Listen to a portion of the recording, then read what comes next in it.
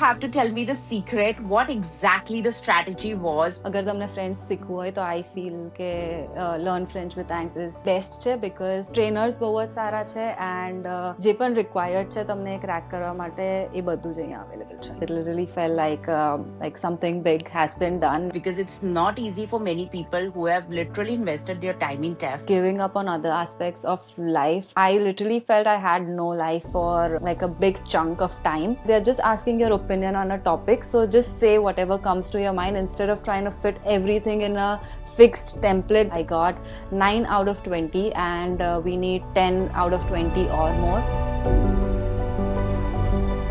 Grand congratulations, Devanshi, for your super phenomenal success.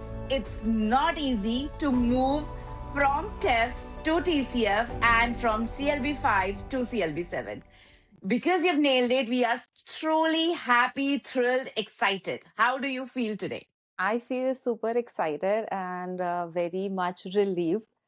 In all sense, it literally felt like something big has been done. Now I can focus on other areas of life. But yeah, it was a really very relieving feeling, and yeah, it also gave me like a sense of achievement. So it was overall like a great feeling. For sure, and we are equally proud. But first, you have to tell me the secret, what exactly the strategy was, because it's not easy for many people who have literally invested their time in TEF for so many months, now navigating their journey towards TCF. So, how did you manage this process well? It was like the strategy would be not being too adamant on using the same structures. You just have to understand that there are certain differences and you have to approach those differences in a way that actually like help you. So you can't be like too restrictive in terms of this is what I did and this is what I'm going to continue doing. You just have to adapt based on what works for this exam versus what works for this exam. Were there any sort of transferable skills that helped, or was it like totally two different exams that you were taking and you had to navigate and everything from start? No, I From think zero. pretty much everything was transferable if you ask me. Like speaking was one module where you'd have to maybe like restructure your mindset and the way you're approaching it, because the tasks are different. What you're supposed to do is different. But for listening, reading, and writing, I think it's pretty much the same in terms of the skill set that you basically be using for that. But yeah, for speaking, you need to understand what is asked. It's a monologue, so it's just you who's going to be speaking. It's not a two-way conversation. But on the brighter side, it is that you don't have to speak for 10 minutes. It's just like 4.5 minutes. So yeah. Yes, that is true. That is so like relieving in TCF for sure.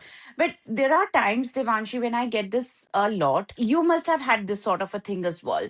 Like monologue, after a point, I can't speak. I don't get an idea. So, and that is a main point when people switch to TEF. They feel, TEF, I can only have to speak for 10 minutes, but mostly it's dialogue. Two-way, yeah. Only it's dialogue, in fact.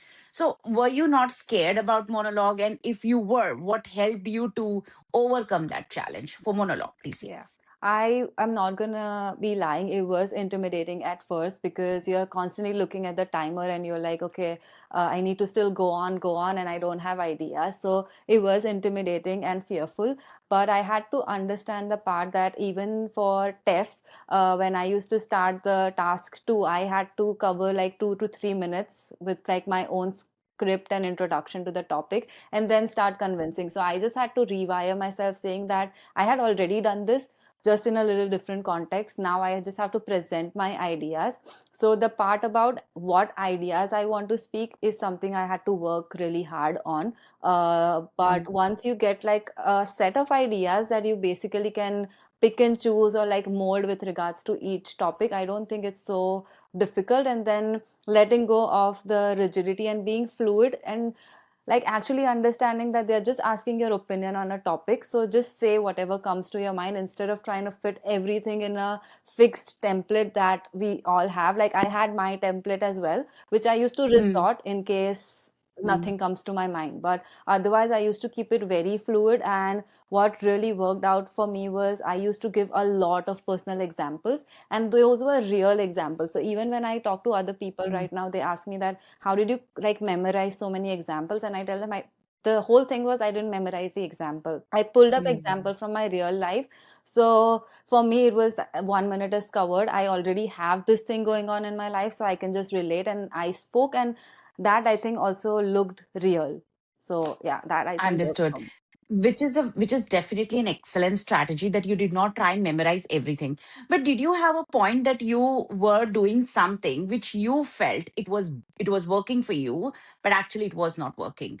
So, and did you change that then? About like the same thing, which I realized a little bit later, was the structure and like Mm, the template thing, because yeah. like the few people that I spoke to, they used to use their templates and that worked out for them. Mm, So it was not something mm, that I say is something nobody should do, but I just figured that I used to become so much nervous, and I used to like put all my energy into how do I fit this into what I have, and I yes. used to just like blank in the middle of the monologue. So that's something I felt that maybe it's something that works for others, but it was not something I was pretty good at. So Was yeah, Yeah, no, I totally get it because the kind of personality you have, you're a very expressive person.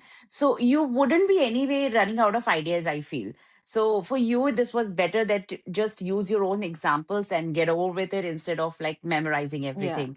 But during the whole process, when we move from TEF to TCF, of course, besides the right mindset and positivity which you had, did you have any support from the trainers? Because in your message, you specifically mentioned the emotional support. So I always had an idea that we more of a transactional support, right? That you pay and we deliver. But I think there was something that you mentioned. So I want to know more about it. That how was emotional investment helped you? So I'm so glad you asked me this question, because I want to start answering this one by giving like a huge shout out to Miss Dilhara, who was my trainer. Because when I started the transition, like after the break from TEF to TCF, I had my preconceived like ways of approaching it, and she literally had to like slow things down with me and tell me that this is how I should be molding. Because I Yeah. personally felt that there were a lot of moments after the break, especially when I felt like I also hit my emotional lows with regards to confidence to approach the language. And I was doing all 4 modules, so it was a little bit overwhelming. But all in all, because I felt that the entire journey was more of a character test than the like the memory or the language test, because you literally Yes. have to show up every day, you have to do something, and you can't say that, oh, today I'm having a bad day, so I'm not going to do anything. Because I remember like she used to tell me sometimes that it's okay to like not study for a day, and I used to like sob, but I used to still do listening test, because I was like, I want to hit the mark. There should not be one single day where I'm not doing anything. So when someone really believes in you in that context, that no, I think you are on the right path, even on days when I felt that I was not doing the right things, that really really helps. And it also added to a lot of like a factor of accountability, because at one point I really felt that I was doing for the both of us, like my trainer and myself, because she was so invested.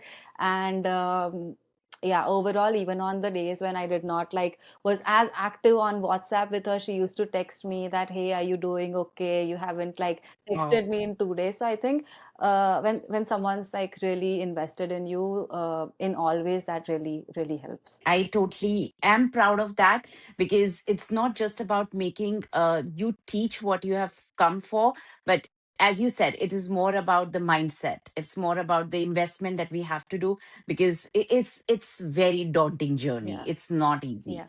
and every day we give up for something or the other.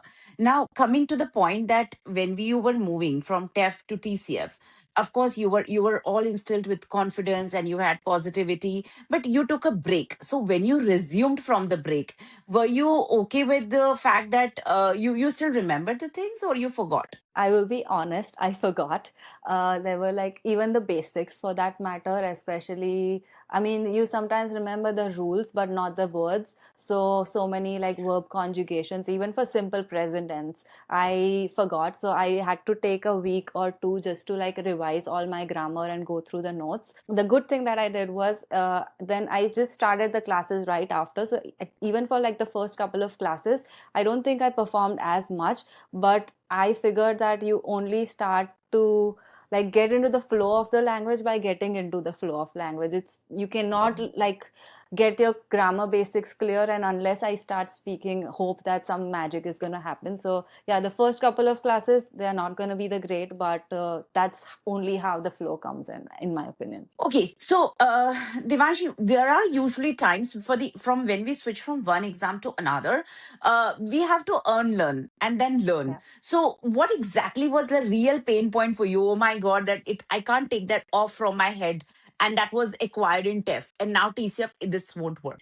I would focus on the part about speaking, because in TEF, it is fixed. Like the first task is always formal. So basically, we are doing the same thing. We are asking questions in both exams for the speaking part.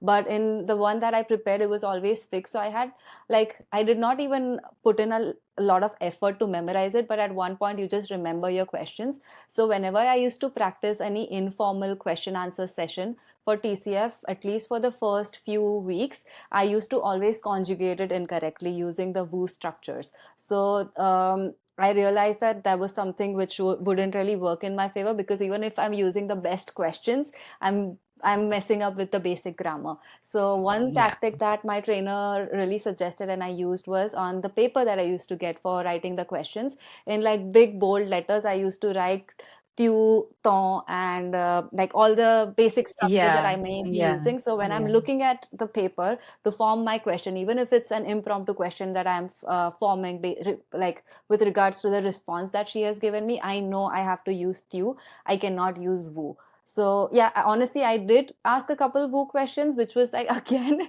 even during the exam, it just like came as a part of the flow. But yeah, mostly I used you, and I think that worked for my favor. But unlearning that part was pretty difficult for me. I totally get that. And in fact, when I switched from TEF to TCF, I can completely relate that.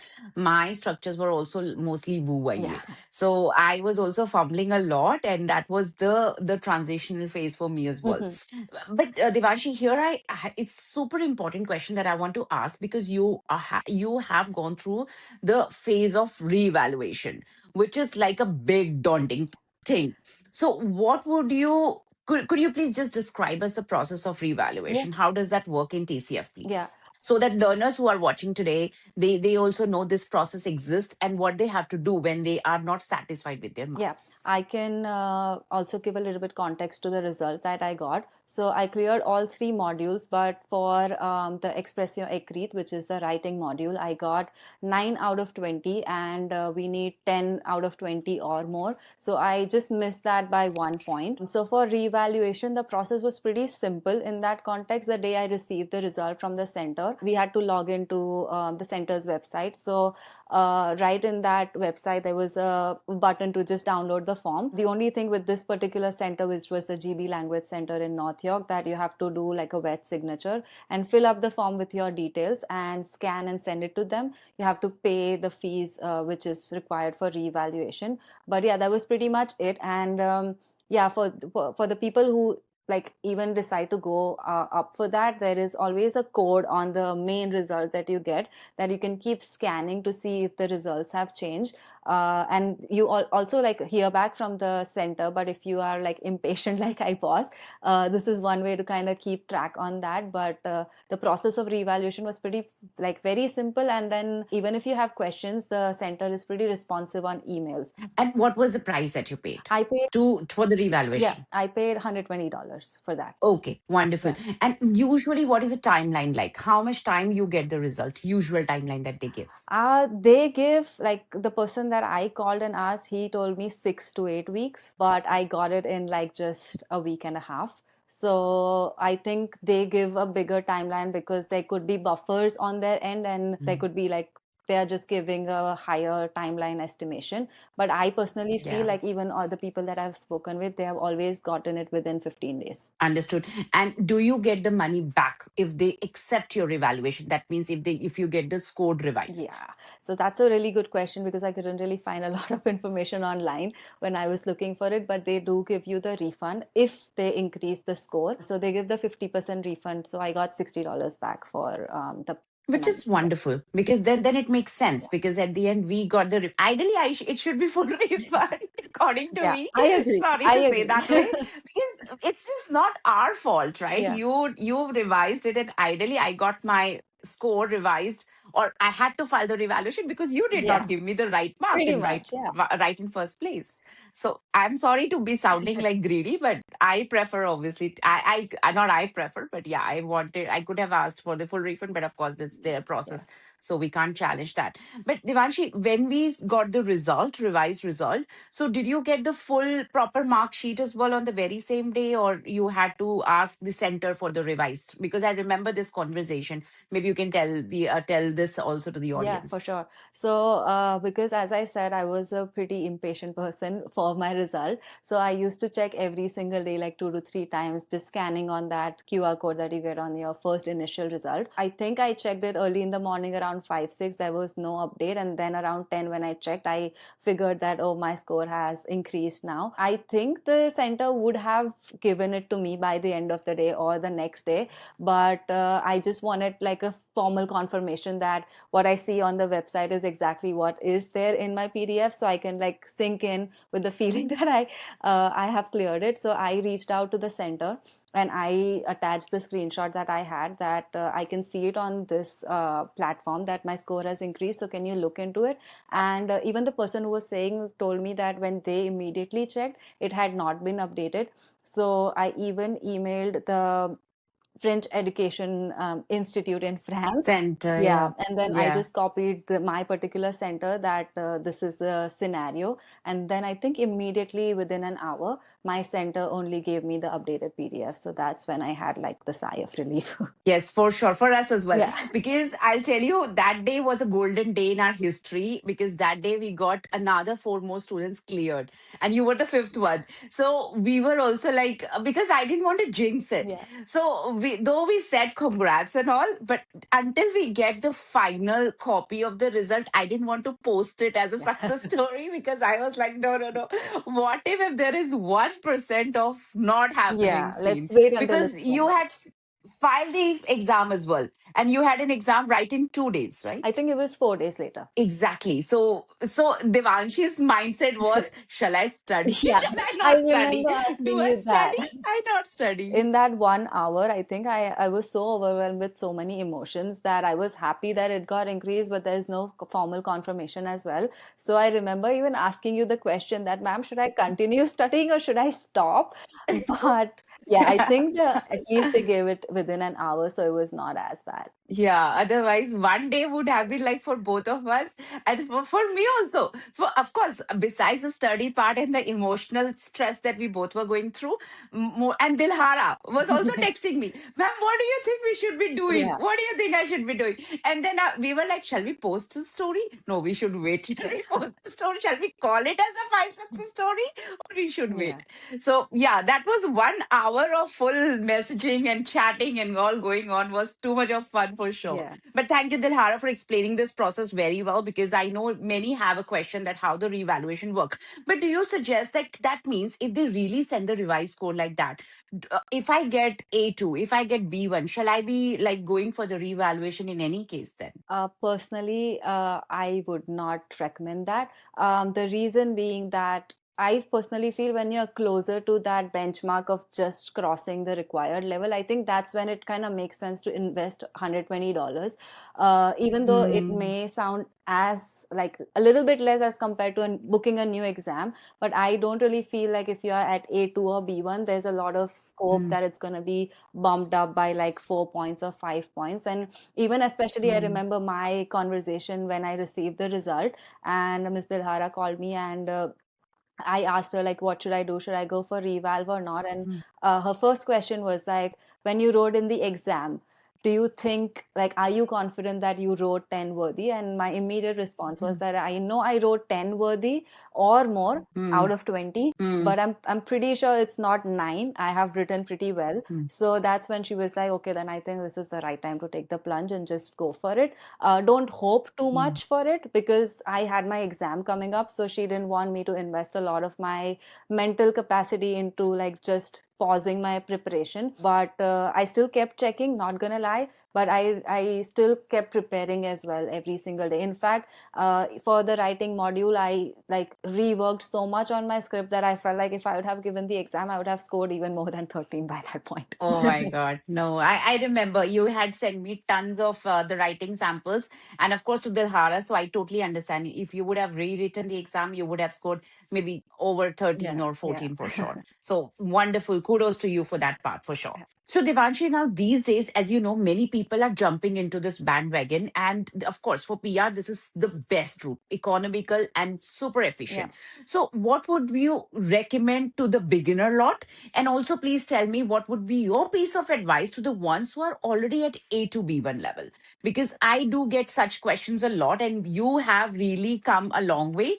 Your piece of advice will be super valuable. Yeah, for sure. I can take the first part first. So, my advice for the beginners would be not overthink the language. In the beginning, we compare a lot with English or other like mother tongues that we all speak. So, just accepting that this language is going to be different and just absorbing all the information at first. And also about it is like from my experience, it is better to start with a trainer from the very beginning, like yeah, considering that it works with the timelines that you're looking at. But once you have the trainer from the beginning, which I did not have, I was doing like more of a self-paced module, so I did not have as much exposure to working with the trainer one-on-one. So I used to feel that I know everything in the most correct way possible only until B1, when I joined your institute and I started working with the trainer, and I realized that there were so many simple pronunciations that I was doing wrong. And I think I invested so much time to unlearn those pronunciations just to correct them. Mm, So, in the beginning, yeah. just listening to the remarks that your trainer might give Yeah. to like correct your pronunciations or your grammar, I think like not overthinking it and just following what is told to you really, really like Yeah. simplifies everything. And for the A to B1, when they feel at times that they know grammar, but they are not able to implement it, Yeah. how they can overcome this particular Yeah. part. So I'm going to address this one really honestly because I felt in my entire journey from A1 up until like clearing both exams, the most difficult phase was this one from A2 to B1, because at that point I knew all the grammar that I should have known.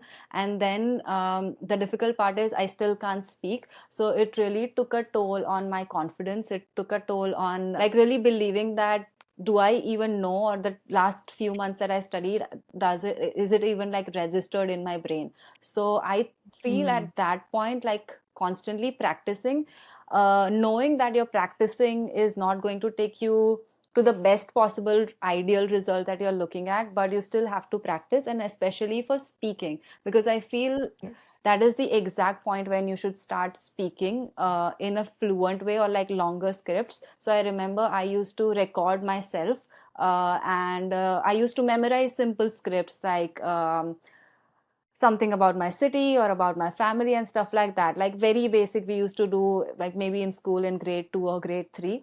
But I used to Yeah. memorize those simple scripts, and then I used to speak in front of the camera, and it was so much uncomfortable for me because simple things, Yeah, yeah, exactly. but you can't Yeah. do it. So at one point you start feeling like you start even quoting yourself as someone who is dumb, who can't learn a simple language. But I think it's more of like a plateau that you feel this is not going anywhere. But once that flow started in terms of speaking, then I felt it just like kept going on exponentially. And then I used to speak like, even though I know it's incorrect grammar, I used to just like try speaking simple things, and that really helps. But Mm, I know for most students that would be that one phase which is the most difficult. But I think this yeah. really worked for me, and I hope it if anyone else tries it, it works out for them as well. For sure. But with the sound of it, I totally feel like that you must have gone through, like anybody goes through a lot of mental stress Hmm. during the whole part. Yeah. Could you just talk a bit more about it? That how did you navigate your journey emotionally, mentally, and how others should go ahead and define their journey when they are on this track? Yeah, I think this is very important aspect of the entire language journey because not a lot of people like really talk about it. But I think just starting with the right expectations that this may take a toll on you, and only because it's something new, which you don't know. So you're going to be in an uncharted territory, doing uncomfortable things every single day. But I think, and I had my fair share of like emotional breakdowns, days when I could not study or I did Mm, not want to study. But I think mm, showing up every single day, like you do the module that you feel you're the best at on the days when you can't study, or even if you feel like you're sobbing, just try doing something, because once you do even a part of it, it just kind of gives you the confidence that I can really like do the language. It's not something mm, like really intimidating or something that can't be done. So mm. I think all the people that I've spoken with who has been through this journey, they have, like, each and every person has had their fair share of emotional breakdowns and difficult parts, but this language really tests you for all of those aspects, but it really like builds a character out of yourself in all ways. So yeah, just showing up regardless of how you feel. And for me, I feel putting pressure on me really helps. So I knew how to Mm. play with my strengths and weaknesses, but yeah, use your own strengths and weaknesses, but show up every day. Sounds like, journey. Yeah. So, and you've been always phenomenal, as I always say, that the way you strategized everything was just right to the point. But that kudos. Yeah. Okay, so Devanshi, now let's move on to the next part. I have a very simple myth or reality TCF edition for Okay. you. And all you have to do is just tell me whether it is a myth or it is a reality. Okay. Okay, the first one. If your grammar is strong, speaking score will automatically score high. Not really necessary. Even if you Hmm. like mess up a little bit here and there, it doesn't affect, as long as you're doing the task achievement and you're speaking with confidence. Adding complex vocabulary will always increase your TCF score. Big myth. It helps. Relevant vocabulary helps. Doesn't have to be complex. Relevance for sure, but I don't think I use a single complex vocab in my speaking. So not at all necessary. And still you scored Yeah. CLB7. Wonderful. You should attempt all questions even if you're not sure. Yeah. I mean, why not? There's no negative marking. So yeah, I would say reality. Yeah. Perfect. Reevaluation usually changes nothing. Not true for me. It changed everything for me. So I would say that's a Yes. myth. Perfect. One bad section can actually ruin your entire TCF result. I think it is a reality because, yeah, I mean, if Mm, you don't clear one, you're basically stuck for the next attempt. But yeah. yeah, always remembering that what you feel in the exam hall is not really true. I walked out thinking I don't even know how it went, but I cleared it. So even if you have your speaking before the other three modules, not letting it get to you and like start preparing your own assumptions. Yeah, that is something I would want to highlight for this question. Makes sense, totally. Now complete the sentence with the wrong answer only. Okay, this is difficult. This is tricky. The best way to learn French is to do. Is to not practice. Good Yeah. answer. The only word you need to learn to clear the exam is. Bonjour. Good. The best thing to do after coming to Canada is to. Delay learning French. Okay. The best thing to do during the speaking test is. To focus on being the best speaker. Okay. I'll ask this question again. The best thing to do after coming to Canada is. Given that I have to give the wrong answer, I think delaying French is the best thing, but actually it's not. Okay. The best thing to do during your listening test is. To not hear the audios carefully, because that's literally the only thing you need to do. True. The best way to test your French skill is to. Practice with a native speaker. I don't think that's Oh, true at all. that's yeah, correct. Yeah, and that's very unpopular Yeah, opinion. yeah. Yeah. To impress your examiner, you must. Dress up well. Right. And what is the right answer could have been? The right answer, 100% without a doubt, is speaking with confidence. Even if you're not speaking the most accurate grammar, if you speak with confidence and convince her or him, that you know what you're speaking and you know the language, that is like the only thing that's required for speaking. Perfect. Nailed it. You should learn French so that you can. The wrong answer would be enjoy your life. But even the right answer would be enjoy your life. Oh, you want to say that you Yeah. don't enjoy the Yeah. life? Okay. At least for the until you Okay. clear it, yeah, you feel you don't Oh have no. time for other Yeah. things in life. Right. After clearing the exam, you will get Stress because all you get is relief. the best reply to bonjour is Bonjour. okay, that is true. But before I let you go, there's one more question, Hmm. Devanshi, because I remember during CLB 5, you had answered this so well. So I want you to help larger audience on this part. Yep. How to manage their daily routine if they are working professional, because this is definitely a very pain point, and I know I remember when you had cleared the CLB 5 in such a less time, it was phenomenally described that how you managed, because you've been always working professional, and in Canada there's no way we can leave Yeah, job. It's an expensive country. that's it. So what would be your take on this, that how a working professional can really handle all this? I'm gonna give a very harsh answer because not a lot of people would want to hear this, but giving up on other aspects of life in all total regards, it almost got to the point where I even like figured ways to not spend time for cooking, even though that's something that I really enjoy, or like meeting my Mm, friends because you have limited mm, bandwidth every single day. So every single day after work I used to like spend an hour to like get myself all refreshed, but then up until the end of the day I used to study and then have my dinner and go straight to sleep. So I literally felt I had no life for like a big chunk of time. But that mm. is the only way how you're going to get it. And even for the weekends, and especially when I was doing for CLB 5, it was the summer time, so that really takes a toll on your motivation because you see everyone else Mm. enjoying the summer and living life and you are stuck at home studying.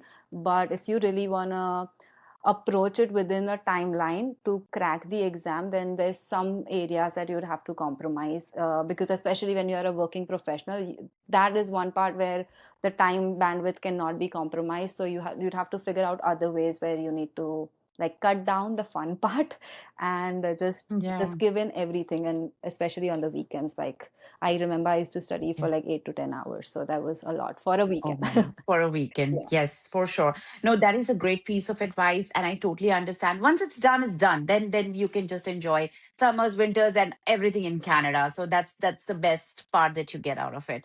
Devanshi, we really thank you so much for coming to the podcast and giving such valuable piece of advice. Hope it helps a larger audience, and we wish you great success ahead. Thank you so much. It was great chatting with you, sharing everything about like all the insights from my journey with everyone. And I hope whatever I shared could help someone in at least like some capacity or the other.